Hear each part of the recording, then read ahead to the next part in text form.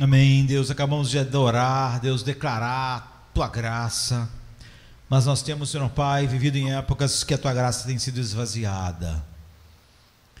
Oh Deus, temos atribuído a Tua graça muito pouco, Senhor Deus, diante daquilo que a Tua graça é.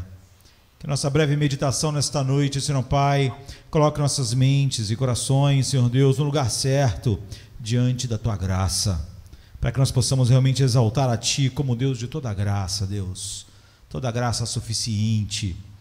E porque, Senhor Pai, nós podemos bradar que é somente pela graça, então nós podemos, Senhor Pai, ter nossas vidas como um grande sol e deu glória para Ti, e proclamar com ousadia isso ao mundo, Deus.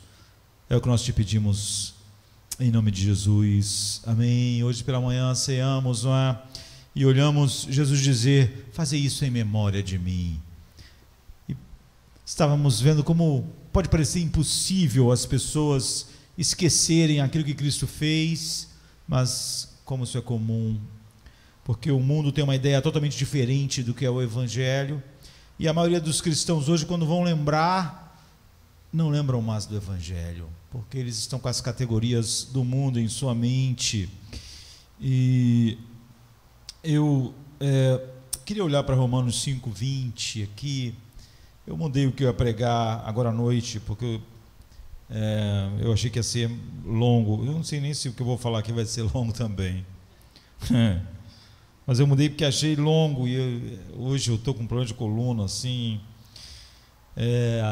Eu lembro que há anos atrás eu fui ao médico e eu estava com problema de coluna igual eu estou agora. E o médico me perguntou assim: você acredita em Deus? Olhando para a minha ressonância, eu pensei: o que o cara está vendo aí, né? Lógico, acredita em Deus. Ele: olha, porque eu vou dizer para você, só no céu você vai ter uma coluna boa de novo. Nesse mundo, não é? Você vai ter que conviver com essa coluna que você tem agora. E ele era um verdadeiro profeta, né? É Dr. João, ele já morreu, mas é exatamente o que ele disse. Então mudei o que eu ia pregar e vou tentar falar algo mais breve, se for possível. Outro dia eu escrevi na internet que é mais fácil um rico entrar no reino dos céus do que eu acabar o sermão no tempo certo. Diz assim: veio porém a lei para que a ofensa abundasse, mas onde abundou o pecado, superabundou a graça. Esse é um versículo conhecido, né? Nós acabamos de cantar um hino atribuindo tudo à graça de Deus. Só há dois poderes no mundo, operando em todos os 7 e pouco bilhões de pessoas no mundo: ou o pecado está operando, dominando e reinando na vida de um homem, ou a graça está dominando e reinando na vida do homem. Paulo diz: porque vocês não são debaixo da lei, mas debaixo da graça, o pecado não terá mais domínio sobre vós. Mas muitas pessoas transformaram a graça em apenas uma coisa. Eles acham que a graça é misericórdia, que a graça é simplesmente Deus dizendo: olha, você realmente é um miserável homem, não é? Então eu não vou levar em consideração o que você é, eu vou passar por cima disso. Isso é verdade, não é? Mas isso não é o que a graça é. Nós vimos como nós acabamos de cantar um hino que atribui tudo à graça de Deus. A graça então não é só passar por cima, não é? Ter misericórdia. A graça é um poder que realiza coisas, como o pecado é um poder, não é? Um poder que domina e que reina. Agora a graça reina em nossos corações. Isso tem sido esvaziado, e nós somos chamados a viver pela graça. A graça, ela traz todas as coisas, não só a nossa justificação, não é? Que nos faz justos diante de Deus, mas ela é o poder pelo qual nós vivemos. Então, nós, quando estamos olhando para o Evangelho, para a palavra de Deus, não estamos pensando nas capacidades naturais, físicas, biológicas. E o que eu gostaria de fazer é resumir dois versículos, versículo 11 e 12 de 2 Tessalonicenses, e então detalhar o mais rápido que eu puder, o que significa viver pela fé na graça de Deus. E como a fé na graça se torna o canal do poder de Deus na nossa vida. A graça não é só perdão, seus pecados foram perdoados, a justiça do meu filho foi atribuída a você. Nossa, isso é um poder operando em nós. E como ela se torna o canal do poder de Deus? O apóstolo Paulo diz assim em 2 Tessalonicenses: para este fim, isto é, para que você se maravilhe com Cristo, quando Ele vier novamente, é sobre o que ele está falando, sempre oramos por vocês, para que nosso Deus possa torná-los dignos do seu chamado e possa cumprir todas as decisões para o bem, ou seja, todas as resoluções do novo coração e todas as obras de fé pelo seu poder, para que o nome do nosso Senhor Jesus seja glorificado em vós, e vós nele, como? Segundo a graça de nosso Deus e do Senhor Jesus Cristo. Então você vê, segundo a graça de Deus, é que todas essas coisas vão acontecer. Há tantas coisas que o apóstolo Paulo falou aqui, em poucas palavras, todas elas são cruciais, tão cruciais que Paulo diz: eu oro por vocês. Essa é a minha oração. Todas as orações do apóstolo Paulo visam aquilo que é mais importante. Você vê que ninguém sofreu como o apóstolo Paulo, mas você vê que as orações deles estão sempre centradas nisso, como em Efésios: eu oro, e quando me ponho de joelhos diante do Pai, oro por vocês para que, Ele fortaleça vocês no homem interior, vos firme, para que vocês possam conhecer com todos os santos a largura, a altura e profundidade do amor de Cristo. As orações deles são sempre assim, são sempre orações que todos nós precisamos e que muda a vida de todos nós, independente das nossas circunstâncias. Então há várias coisas aqui absolutamente cruciais para ver nessa oração do apóstolo Paulo. A primeira é o chamado de Deus. Lá no versículo 11, existe esse chamado de Deus. Se nós estamos no reino de Deus, foi porque Deus nos chamou. Ele diz: para que o nosso Deus vos torne digno da sua vocação. Esse é o nosso destino glorioso, no reino e na glória de Deus. Isso é o que Paulo diz em 1 Tessalonicenses 2,12: nós te ordenamos que andes de maneira digna de Deus, que te chama para o seu reino e glória. Então o seu chamado é para você estar no reino de Deus e compartilhar a glória de Deus, como nós veremos a seguir. Então você vê que o apóstolo Paulo, a outra coisa que ele diz, que ele pede para essas pessoas se tornarem, Deus fazer elas dignas desse chamado. A primeira coisa é o chamado.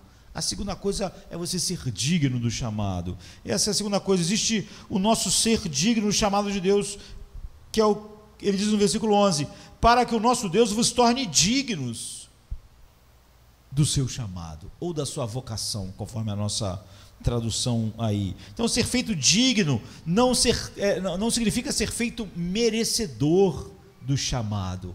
O chamado de Deus é soberano, né? É igual quando João diz assim, João Batista, né? Produzir frutos dignos de arrependimento. Não é produzir um fruto que nos torne dignos. O que ele está dizendo é adequado, não é? Que a palavra digno pode ser usada de várias maneiras. Quando ele ora para que Deus torne eles dignos do chamado, não é que eles sejam tais pessoas que mereçam o chamado, mas não, é que elas se tornem apropriadas, não por causa de você ser merecedor, ser feito merecedor do chamado.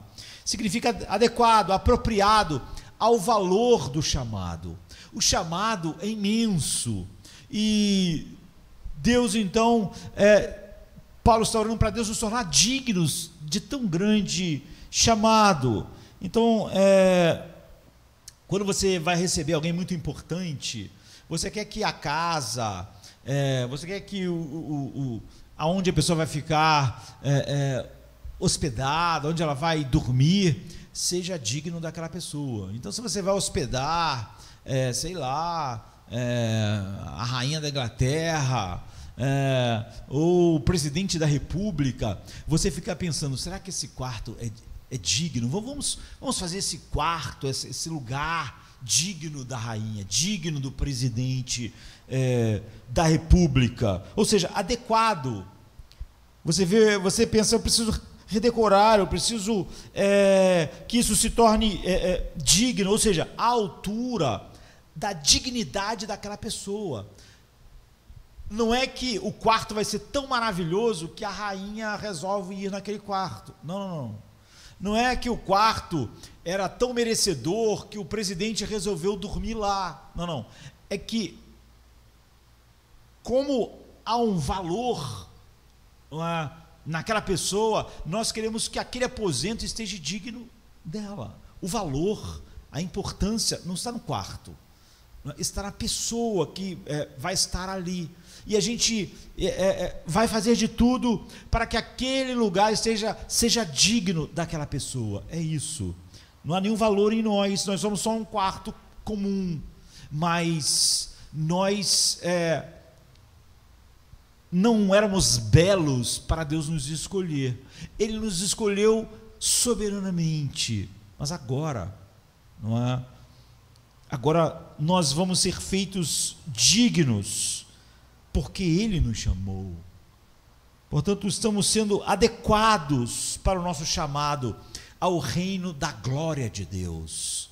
Nós somos totalmente indignos, não é? E o chamado não teve nada a ver com dignidade ou importância. Pelo contrário, Ele escolheu as coisas loucas do mundo, as que nada são, mas agora nós vamos nos tornar adequados ao chamado de Deus.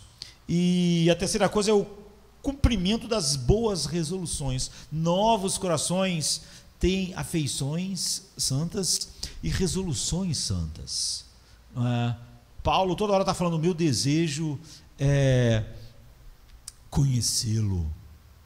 O meu desejo é estar em Cristo. O meu desejo é compartilhar dos seus sofrimentos. Você vê, são resoluções, são desejos. Ele quer pregar o Evangelho, ele diz, ai de mim se não pregar o Evangelho. Eu quero pregar o Evangelho em todos os lugares. Desejos, resoluções que fluem dos novos corações que estão centrados em Cristo. Mas como se nós só tivéssemos resoluções, aspirações e desejos, não seria exatamente o que nós podemos chamar de uma vida que está fluindo do chamado de Deus. Então o versículo 11 diz, para que o nosso Deus vos torne dignos do vosso chamado, do seu chamado, e cumpra todas as resoluções para o bem. Ou seja, Ele, Deus, além de nos tornar dignos do chamado, Ele cumpre todas essas resoluções que nós queremos. Para mim o viver é Cristo, eu quero viver manifestando Cristo, são resoluções. Então Deus cumpre isso, e a vida cristã é uma vida de resolução, planejamento, propósito e intenção, e nós temos mente e vontade. Então nossas afeições transformadas impulsionam nossa vontade sempre é escrava dos nossos corações. É por isso que quando nós falamos que o homem é escravizado, Lutero escreve a obra A Escravidão da Vontade. Não é que o homem não faz o que ele quer, é que ele faz sempre o que impulsiona, o que escraviza a sua vontade é aquilo que ele ama. E ele nunca vai na direção alegremente daquilo que ele não ama. Então vamos ver o mundo, mas os homens amaram as trevas. O homem é escravo internamente do pecado, e aí a vontade que ele tem é pecar, é a santidade. A gente acabou de cantar o hino, pecar sim era o meu prazer, não é? Eu nunca desejei a ti. Você vê, tudo isso é verdade, mas não era porque alguém estava obrigando a gente pecar, não, é porque era nosso prazer. Não é porque as pessoas estavam, o mundo ou o diabo nos impedindo de ir para Deus, não, é porque eu não tinha nenhum prazer em Deus. Então, nós temos mente e vontade, Deus opera que usemos essas coisas para formar resoluções, planos, propósitos, de acordo com a vontade dEle. E essas resoluções têm que ser cumpridas. Agora, como? É a quarta coisa que o apóstolo Paulo diz, essa é a quarta coisa, pelo poder de Deus. Para que o nosso Deus os torne digno do vosso chamado. O chamado é a primeira coisa. A segunda coisa é nos tornar dignos do chamado. E cumpra toda a resolução para o bem e toda a obra da fé. Ou seja, tudo que a nossa mente e vontade, impulsionada pelas nossas afeições, pelo nosso coração, são impulsionadas a fazer. Não é? E cumpra toda a resolução para o bem pelo seu poder. Se nossas resoluções fossem cumpridas pelo nosso poder, então haveria alguma glória para nós.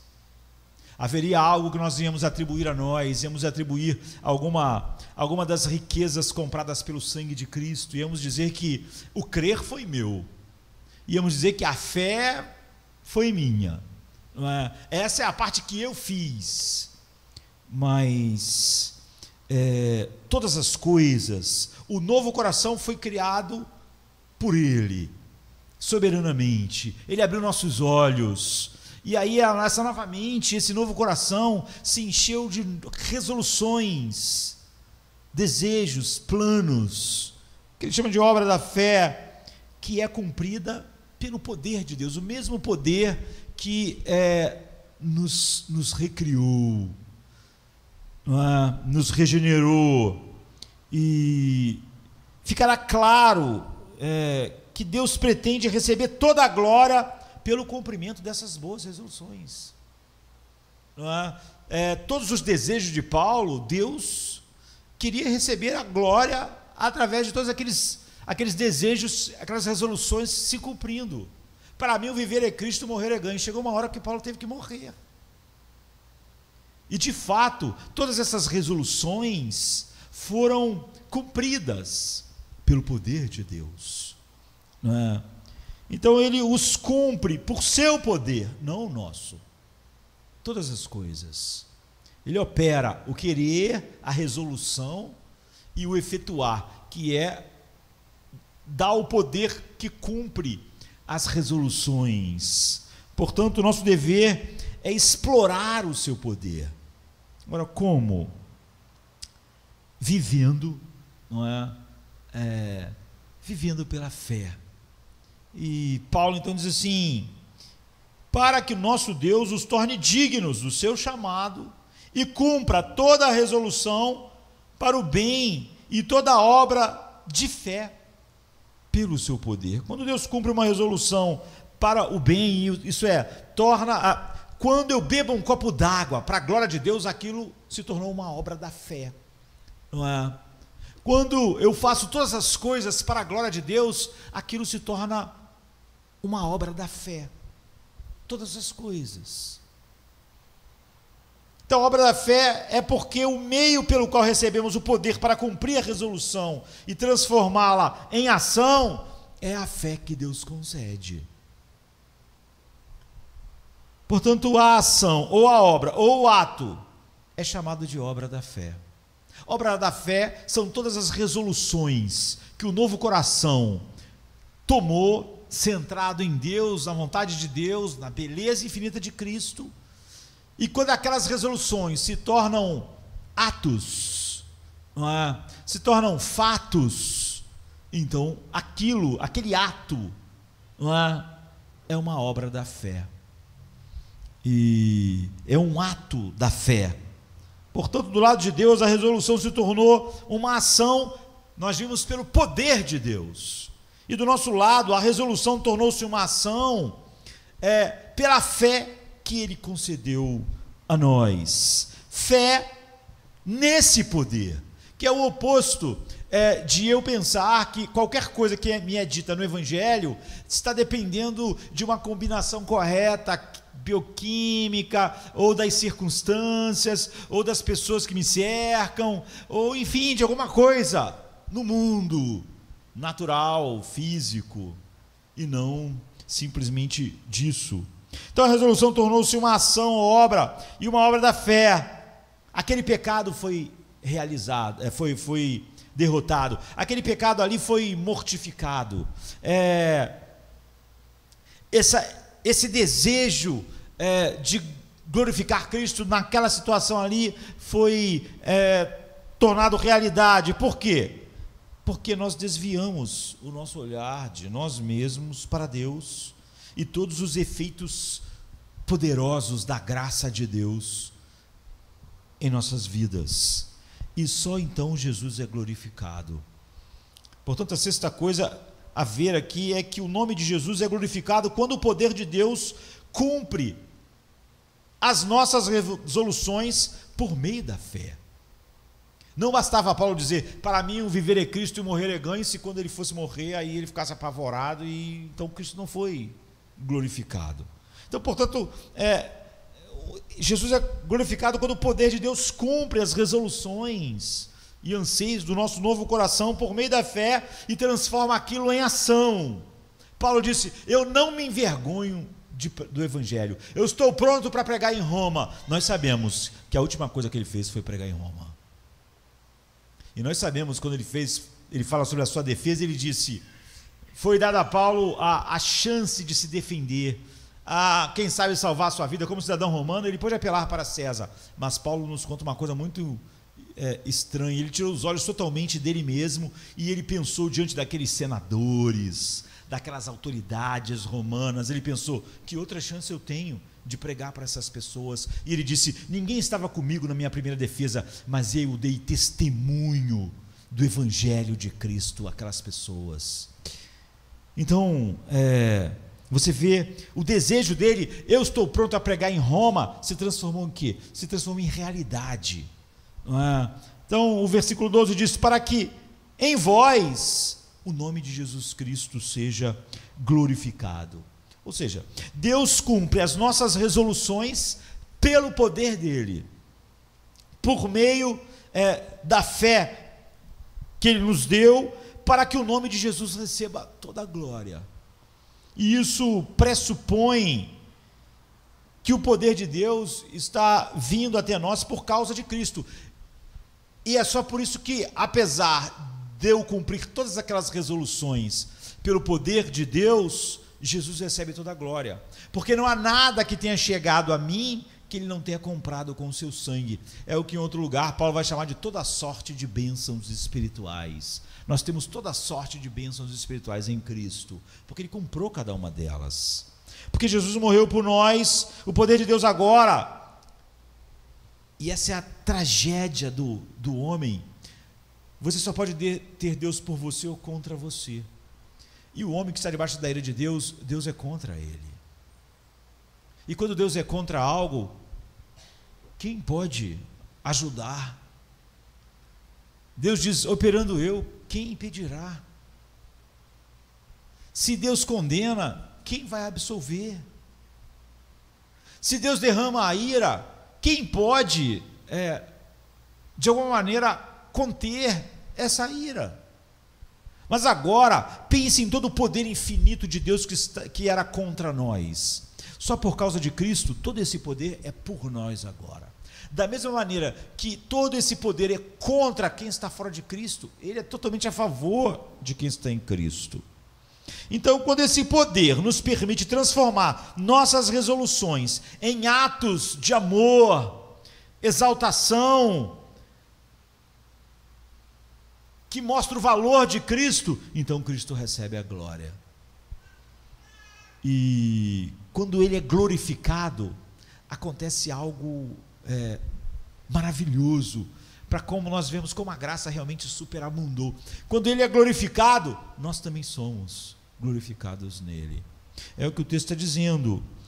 Não apenas Jesus é glorificado em nós, mas nós somos glorificados nele, para que o nome de nosso Senhor Jesus seja glorificado em vós e vós nele. Em outras palavras, à medida que Jesus se glorifica ao adquirir com o seu sangue o poder de Deus para que eu e você sejamos dignos do nosso chamado, nós também estamos sendo glorificados nele, né? E chegará o dia em que o nosso lento processo neste mundo será concluído num piscar de olhos, e nós seremos totalmente glorificados como ele.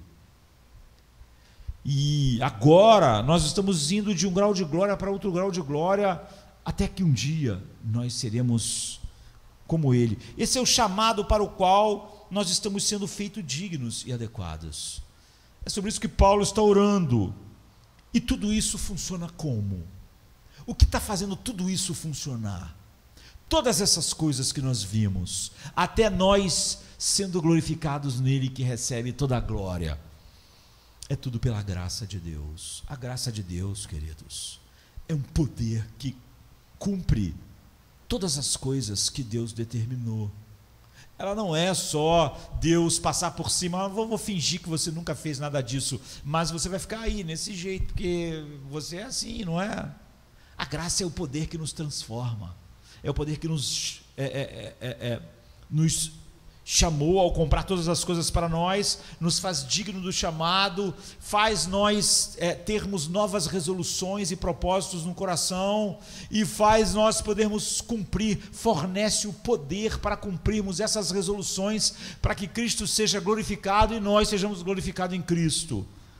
Então, finalmente, todo esse processo de ser feito digno de nosso chamado e cumprir nossas resoluções e fazer aquilo que é a boa obra da fé, ou seja, toda a obra que por fim glorifica a Cristo, todas as resoluções que se tornam realidade, manifestando o valor de Cristo, é uma obra da fé, não é?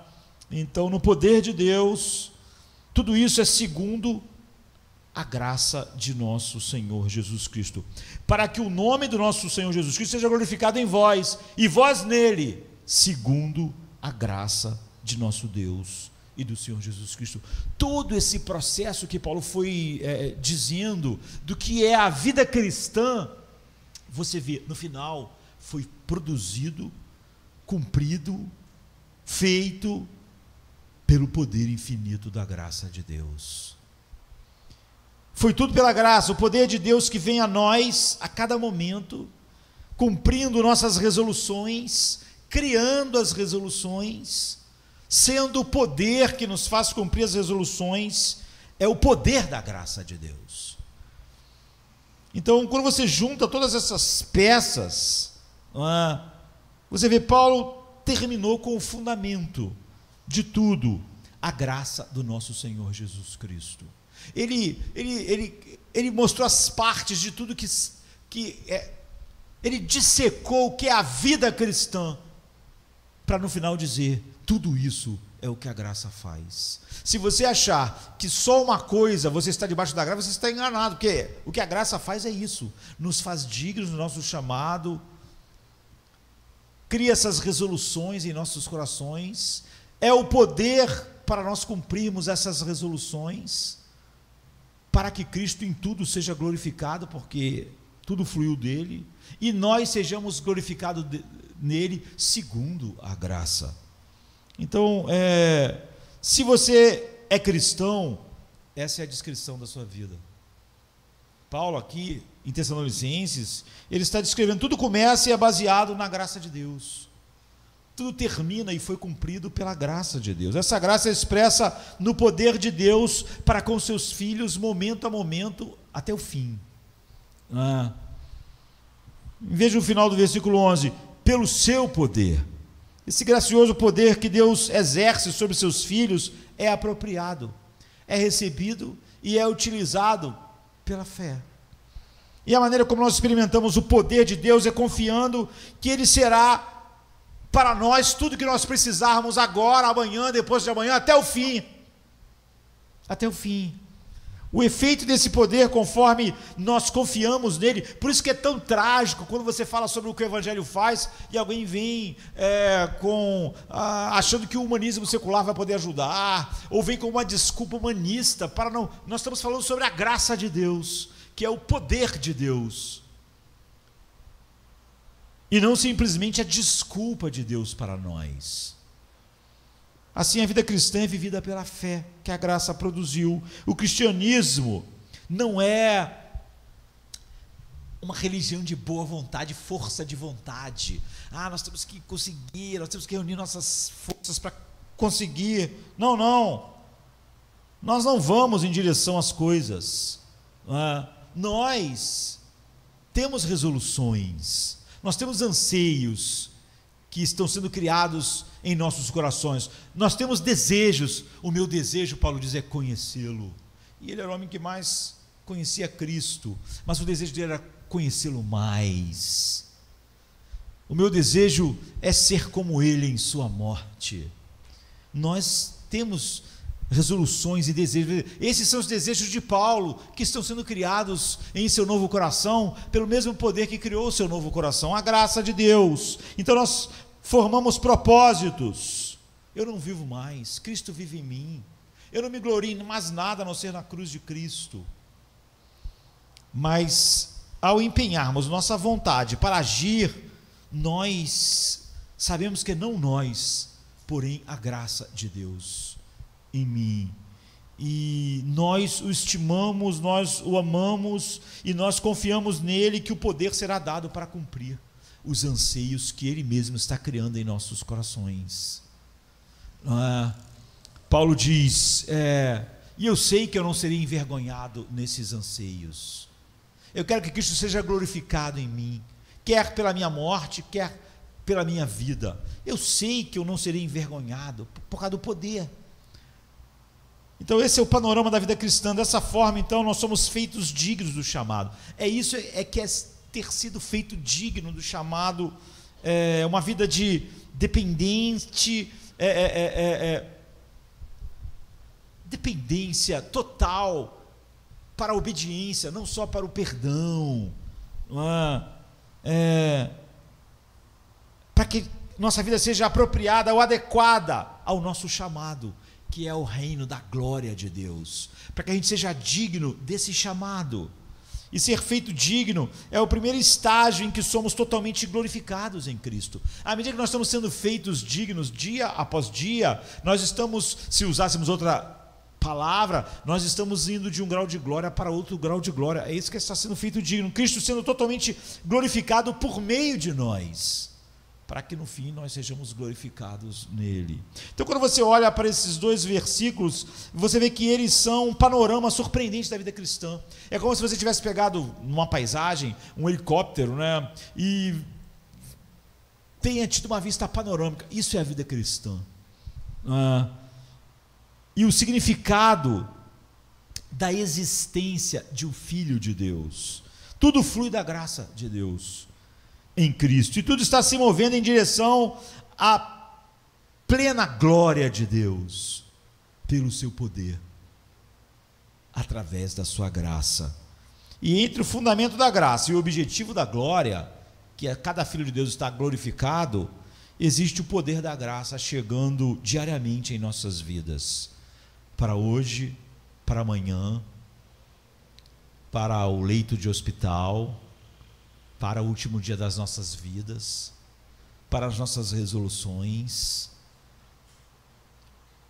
Então, existe o poder da graça chegando diariamente em nossas vidas por meio da fé que a graça concedeu, transformando todas as nossas resoluções, planos e propósitos diários em atos de fé,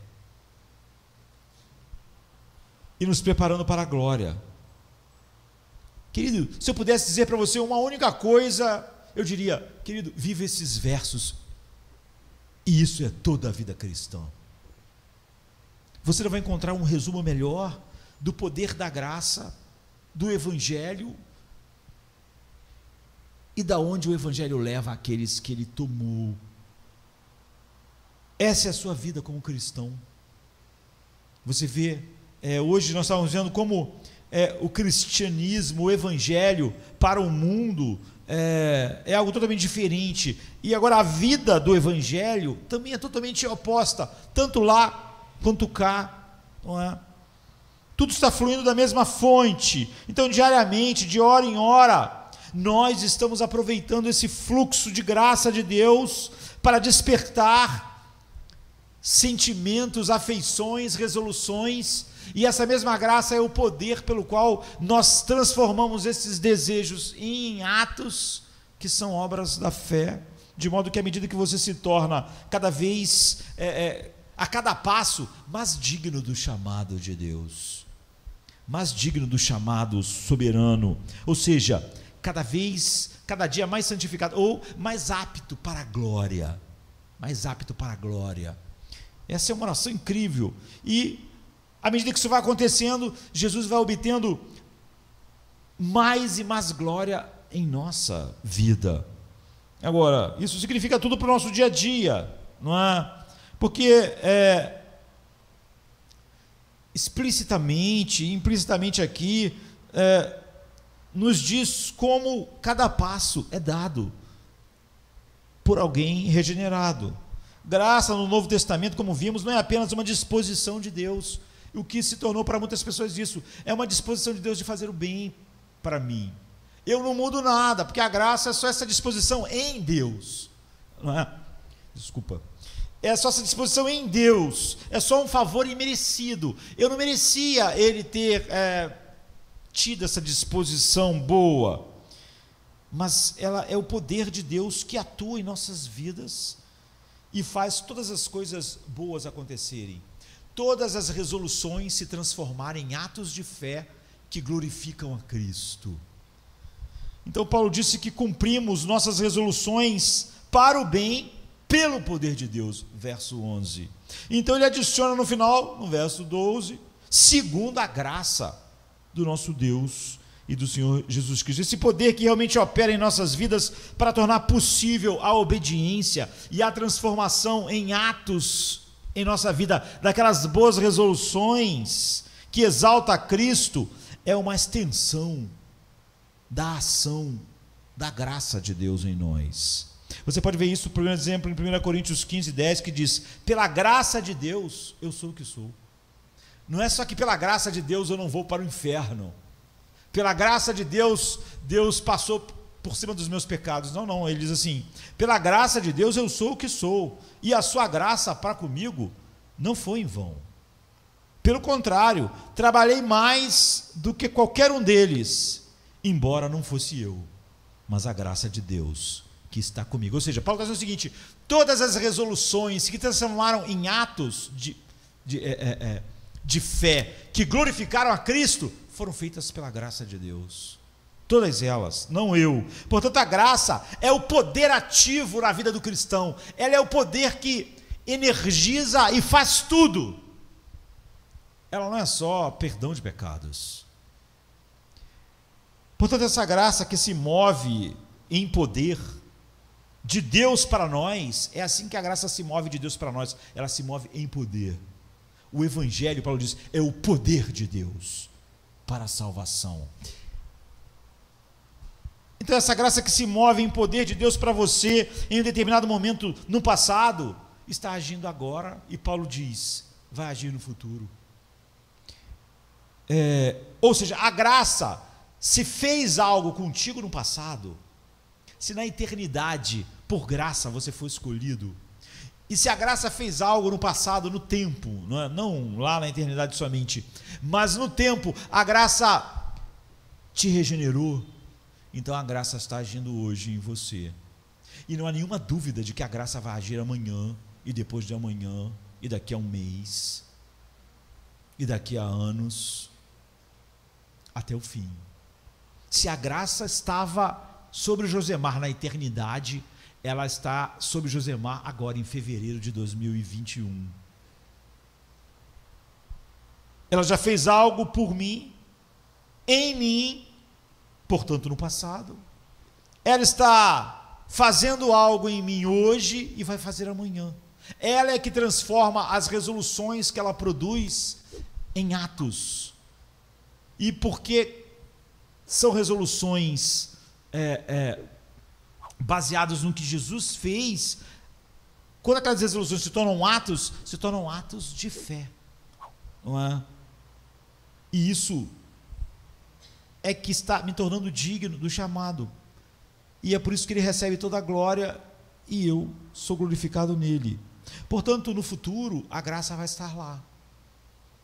Por que o cristão, em vez de pensar em todas as probabilidades naturais, circunstanciais, biológicas, bioquímicas, ele não fica pensando: se meu corpo funcionar bem, tudo vai estar bem amanhã, e eu vou conseguir cumprir as resoluções e fazer e viver para a glória de Deus. Não, Paulo diz assim: o homem exterior está se corrompendo, mas o meu homem interior está se renovando. Você vê, está acontecendo o processo, a graça realmente está agindo aqui. A graça de Deus está sempre caindo sobre nós, como uma cachoeira, não é? E essa cachoeira está caindo do rio inesgotável da graça de Deus. É um rio que nunca se exaure, não é? Então eu sei que ele tem reservatório para o futuro próximo, o amanhã, para o futuro mais distante, quem sabe um mês, um ano, para o dia que eu partir deste mundo e para daqui a 1 bilhão de anos. A graça vai estar lá, fluindo desse reservatório sem fim. Então, nos próximos 5 minutos, eu vou receber graça sustentadora, e depois de anos, eu ainda estarei recebendo essa graça sustentadora. A resposta, então, adequada à graça de Deus, que você experimentou lá no passado, é o que, queridos? O que você faz com a graça que você recebeu no passado? Quando você pensa em como em graça, Deus te escolheu em Cristo antes da fundação do mundo, ou quando você olha para a graça no passado, como Deus, entre todas aquelas pessoas que cresceram contigo, estudaram contigo, e os seus olhos ainda estão fechados para a glória de Cristo, mas o seu olho foi aberto. Quando você olha para trás, o que você tem quando vê o que a graça de Deus fez? Você tem gratidão. Você tem essa afeição espiritual. Você tem um espírito profundamente humilde, porque se foi a graça que fez tudo, então se só havia indignidade, a graça tomou e fez tudo. Agora, qual é a resposta hoje? Quando eu olho para o que a graça fez lá no passado, eu tenho gratidão, mas qual é a resposta agora, no dia de hoje? A graça no presente é viver pelo poder da graça de Deus. E qual é a resposta adequada para o que Deus, o que a graça vai fazer amanhã e até o fim? A graça que está à nossa frente. Nós agradecemos, nós temos gratidão pela graça que agiu em nossas vidas até aqui. Nós vivemos pela graça no presente e nós temos paz e confiança na graça que está no nosso futuro. Nós não estamos com medo do futuro, nem estamos ansiosos, nem ficamos pensando se daqui a 1 mês, 1 ano nós vamos estar com a doença tal, vamos estar morrendo, ou vamos ser finalmente alcançados pelo coronavírus, porque nós temos a graça de Deus no futuro.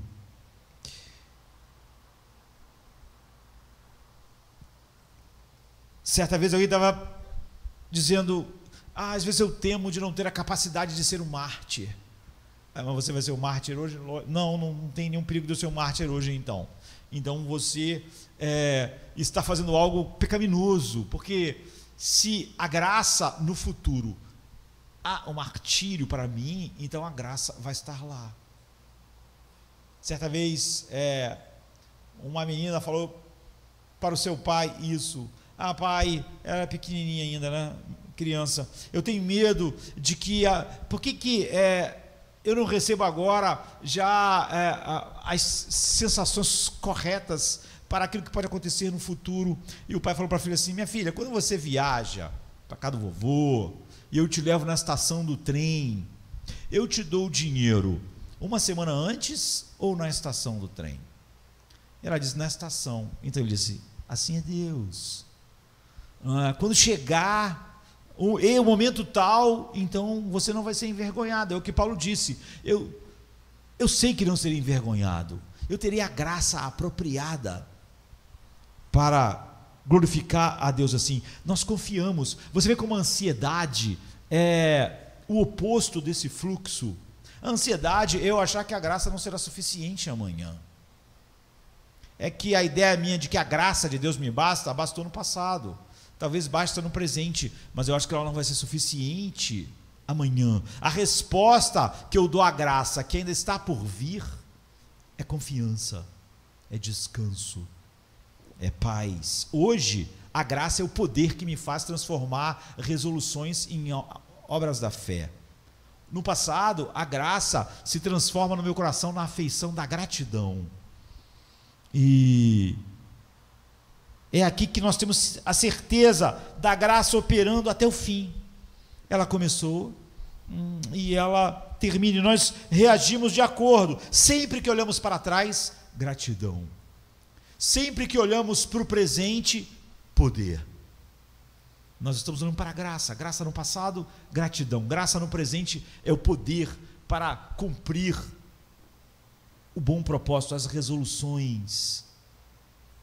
Quando eu olho para o futuro, é confiança, é paz, não é? E assim nós vivemos momento a momento, não é?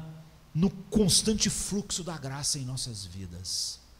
E é por isso que Paulo diz que onde o pecado abundou, a graça superabundou. Você acha o pecado um grande poder? É óbvio que é. Que homem não está agindo de acordo com o pecado? Que homem não está sendo escravizado em suas afeições, resoluções e atos? Tudo que um homem fora de Cristo faz é pecado. Mas a graça é superabundantemente mais poderosa que o pecado para fazer isso. Então, nós acreditamos em tudo que a graça vai fazer, porque nós acreditamos plenamente no que ela fez. Eu não posso dizer que acredito que a graça de Deus na eternidade me escolheu. A graça de Deus há alguns anos atrás me chamou, que é a vocação, e a graça de Deus é o poder que está tornando as resoluções do novo coração em atos de fé, e que essa graça vai falhar amanhã. Não é? Nós acreditamos que por causa desses atos da graça, lá no passado, a cruz, o novo nascimento, nunca vai parar de fluir o rio da graça de Deus. E Hebreus 7, 25 diz assim: Cristo é capaz de salvar perfeitamente aqueles que por meio dele se aproximam de Deus, pois vive sempre para interceder por eles. Como esse verso foi importante na minha vida. Pois vive sempre para interceder por eles.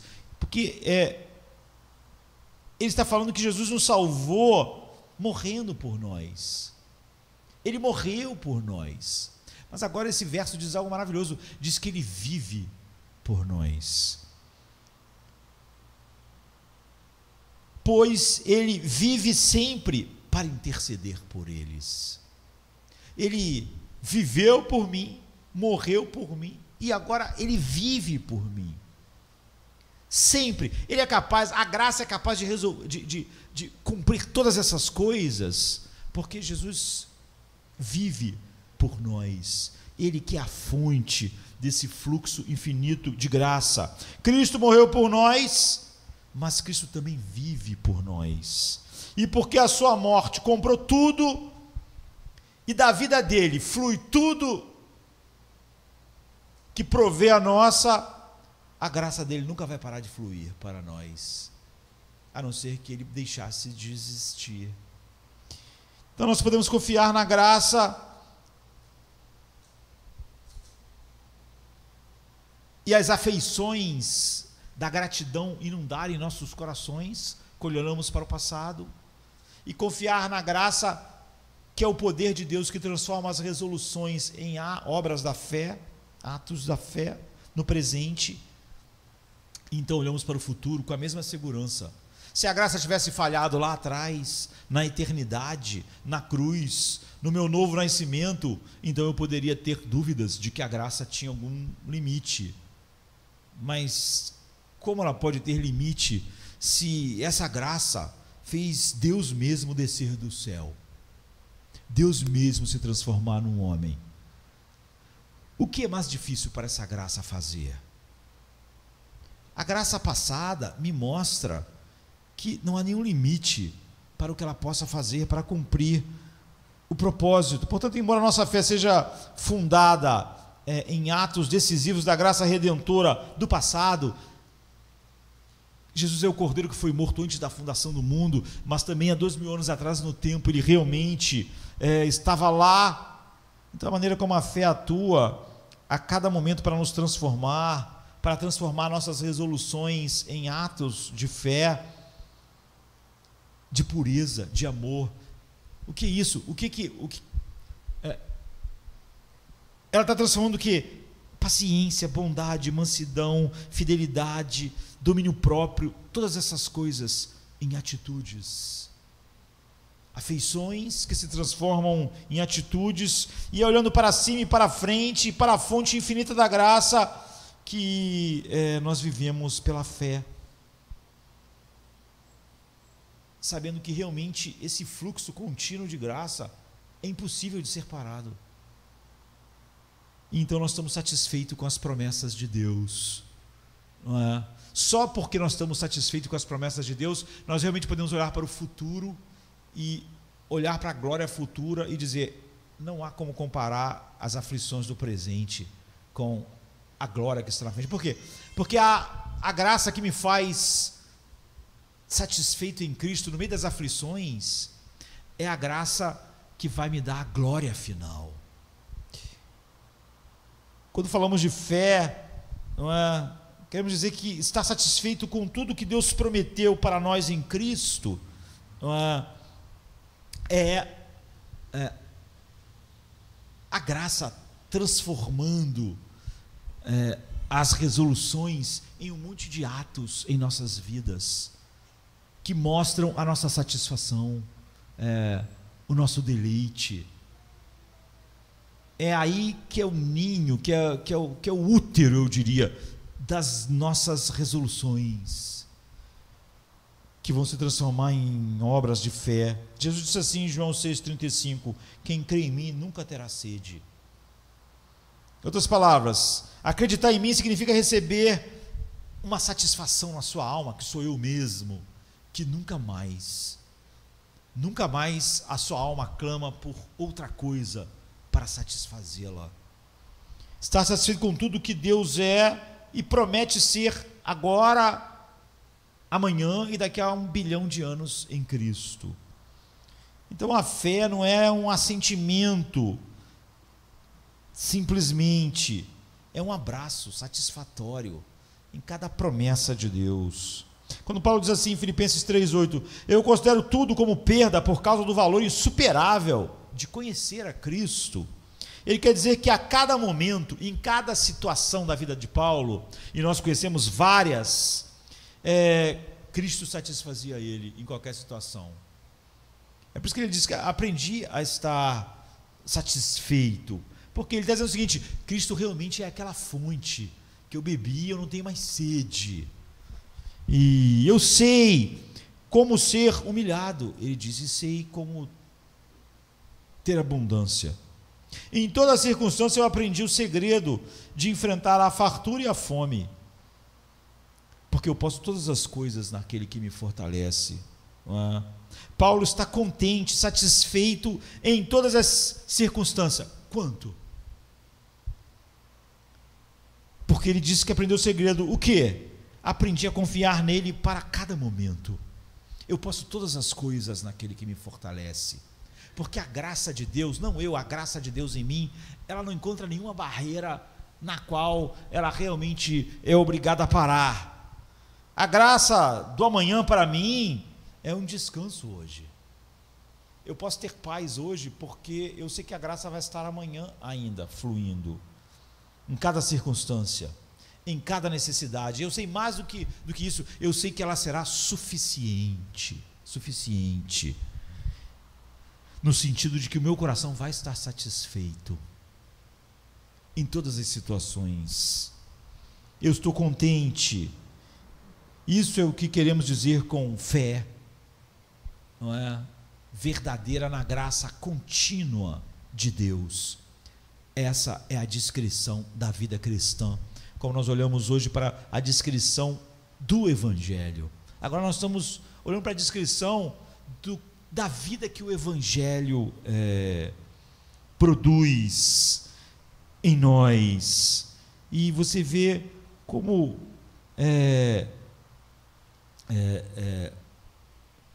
o apóstolo Paulo consegue, não é, sob a inspiração do Espírito, nos dá uma visão completamente panorâmica, completa, perfeita, de toda a vida cristã, até a nossa glorificação, e nos mostra que, distante de tudo aquilo que é a ideia tão comum hoje de misturar alguma coisa do pensamento humano, do humanismo secular, a graça de Deus, para tornar eficiente, mostra a falência de uma compreensão tanto do Evangelho quanto da vida cristã da nossa geração.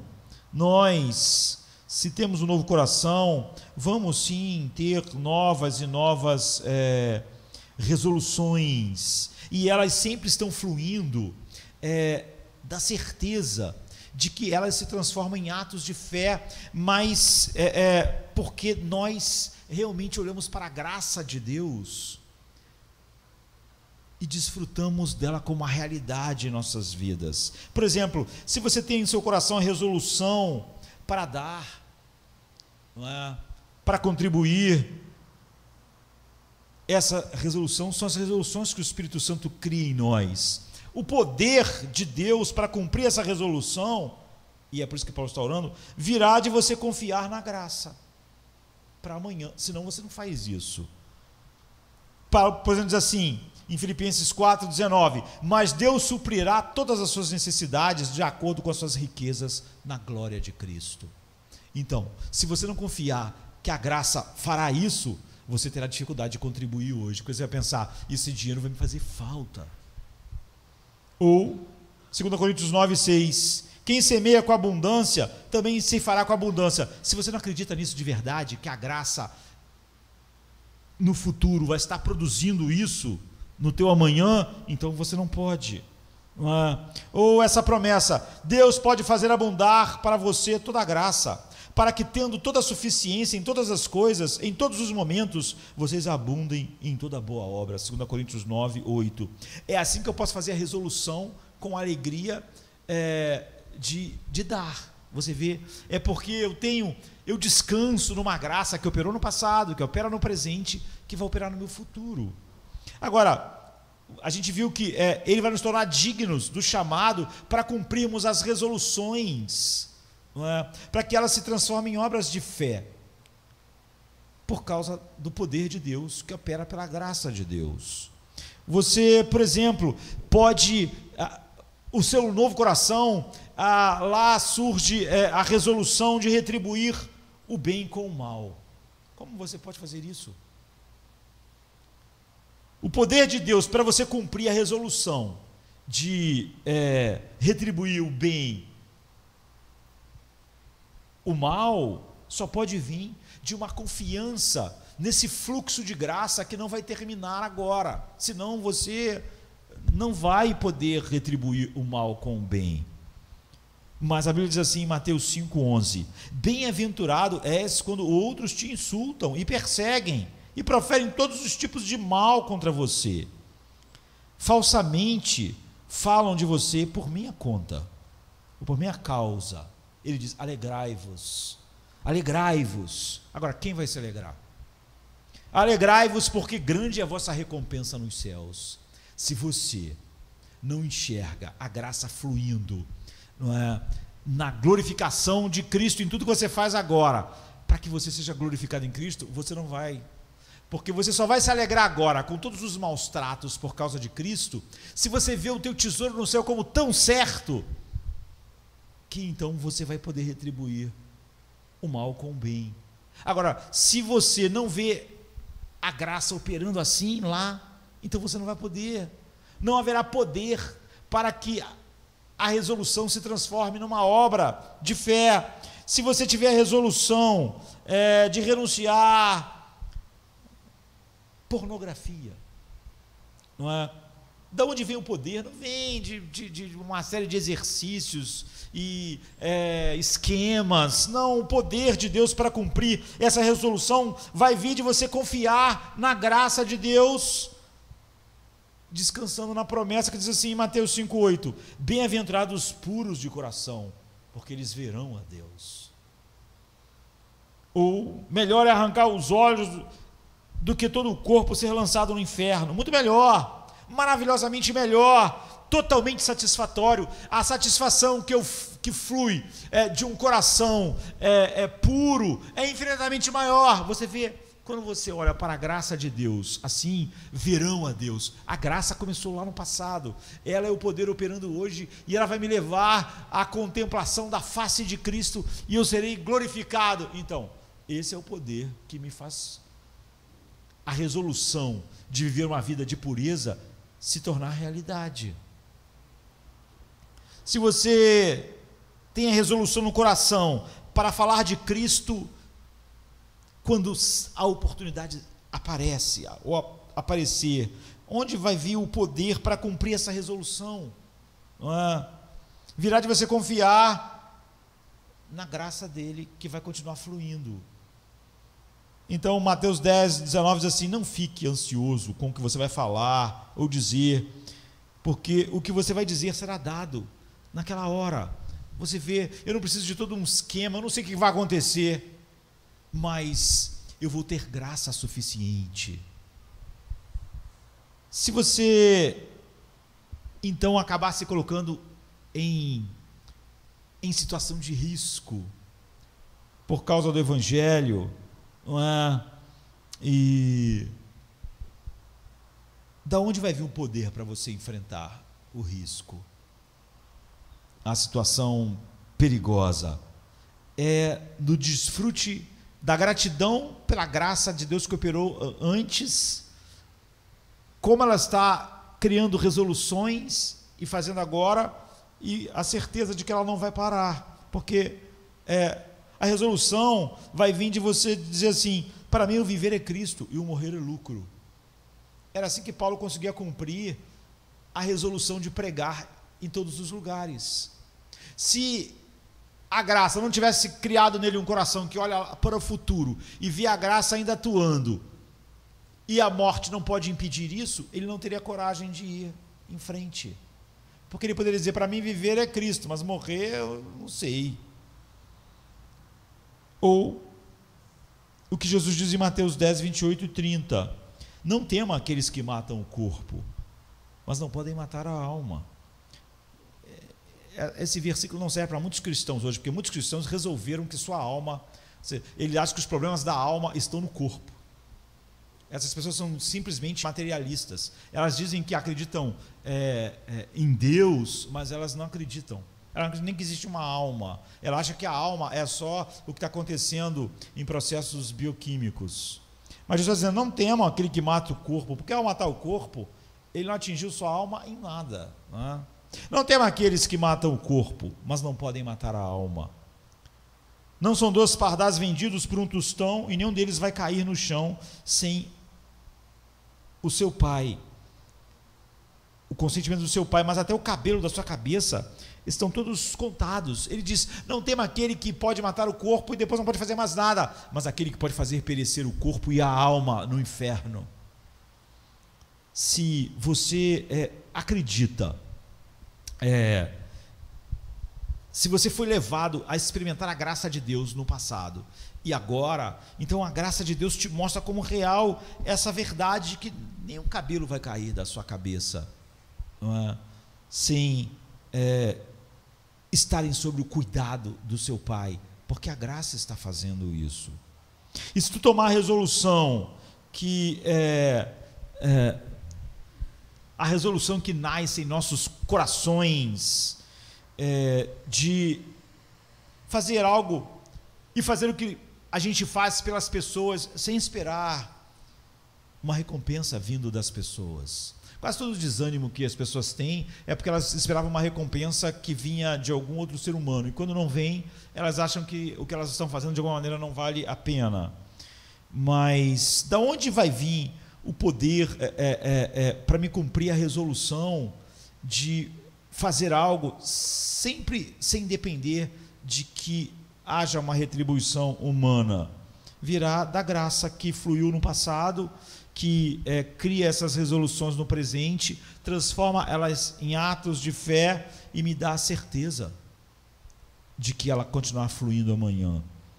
A Bíblia diz assim em Lucas 14, 13 e 14: você será abençoado, porque eles não podem recompensá-lo, pois você será recompensado na ressurreição dos justos. Ou seja, se você não vê a graça te levando até a ressurreição dos justos de verdade, você não vai poder fazer coisas nesse mundo, a não ser que as pessoas te recompensem. Porque a pessoa vai dizer assim: bom, você vai recompensar só na ressurreição dos justos? Isso não é muito real para mim.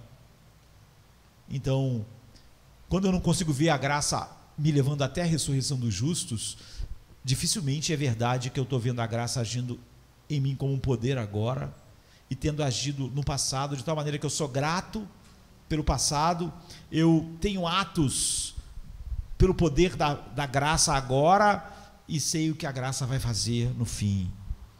Então, esse é o melhor resumo da vida cristã. Por isso, também rogamos sempre por vós, para que o nosso Deus vos faça dignos da sua vocação e cumpra todo o desejo da sua bondade e a obra da fé com poder, para que o nome do Senhor Jesus Cristo seja glorificado, e vós nele, segundo a graça de nosso Deus e do Senhor Jesus Cristo.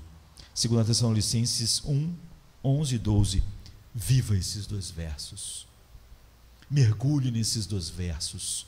Faça esses dois versos ser aquilo que está na sua geladeira, na porta do seu armário. Mantenha eles continuamente na sua mente, porque isso é a vida cristã. E fora disso, o que nós estamos tendo não é vida cristã de forma alguma. Vamos ficar de pé, vamos orar. Venha, se cansado estás, e eu descanso darei.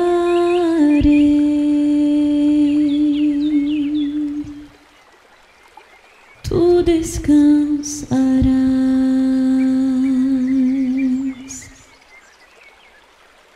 Venha a mim se não tens paz, e eu darei paz sem fim. Terás paz sem fim. O meu jugo é leve, o meu fardo graça dá. Tome tua cruz, te darei a paz.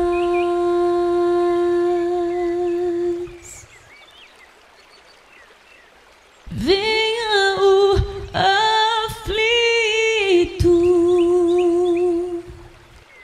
e lhe darei paz, minha paz darei.